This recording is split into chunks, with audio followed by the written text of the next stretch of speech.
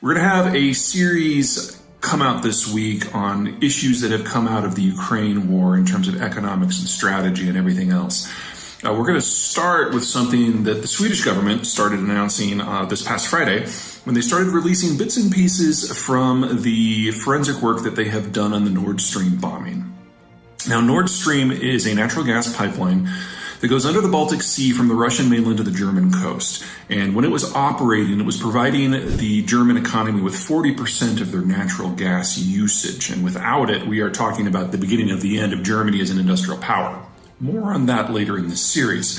But the new news is that the Swedes have identified the type of explosive and they've actually gotten samples from within the pipeline, which means that they've got their nose so far deep into where the evidence would be that they know exactly who did it and how. For weeks, Sweden has been unofficially pointing the finger at Russia. Sweden has by far the most capable navy on the Baltic Sea. Sweden has by far the most advanced sonar and forensic capability in the area.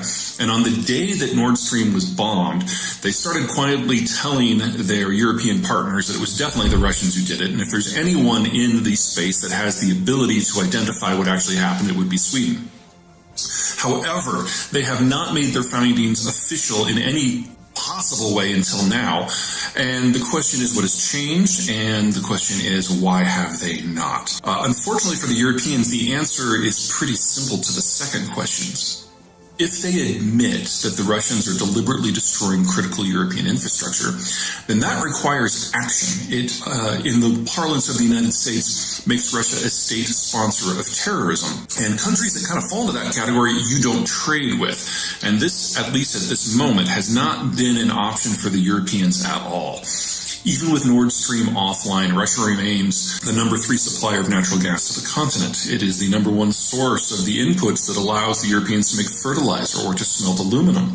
This is the raw material that goes into their steel. This is the raw material that goes into their copper. This is the raw material that goes into the European semiconductor sector. This is timber. You remove all of that from the European system, and there is no way you don't have something that's at least as bad as the 2007 to 2013 financial crisis in the Europe space. This is the kind of thing that would trigger a recession that it's very possible that the Europeans wouldn't recover from, because we are well past the point where Europe was a net consumer of goods. Europe has aged. The demographics of the continent are sharply terminal, and it has far more people in their 60s, than their 50s, than their 40s, than their 30s. So the business model for Europe today is to take raw materials from somewhere else, metabolize them into finished goods, and then export them into markets that can actually consume. Without the Russians, they lose that first step, and the entire economic model goes away. Now, the sanctions that the Europeans have put on the Russians to this point were done with this in mind. The whole idea was you phase things out over months or even years so that the European system has a chance to adapt, to either get new suppliers or more likely go through some very significant economic restructuring so that on the other side of this, the Europeans aren't nearly as dependent upon the imported materials no matter where they came from.